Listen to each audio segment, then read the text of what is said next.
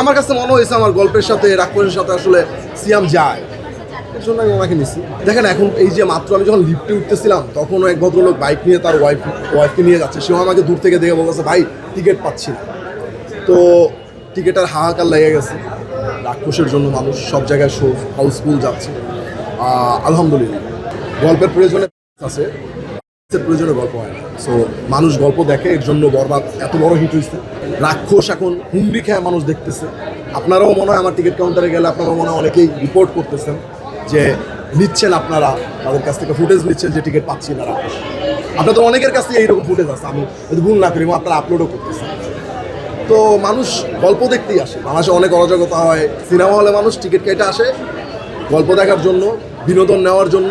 বরবাদে মানুষ বিনোদন পাইছে, এর জন্য বরবাদ এই পর্যন্ত চলছে। কুরবানির ঈদের সময় তো 10টা সিনেমা হলে বরবাদ চলছে না? যখন এক ঈদ পার হয়ে আরেক ঈদ আসে, তারপর যদি গত ঈদের সিনেমা যদি চলে থাকে 10টা সিনেমা হলে, তাহলে বুঝতে হবে সিনেমার কোন লেভেলের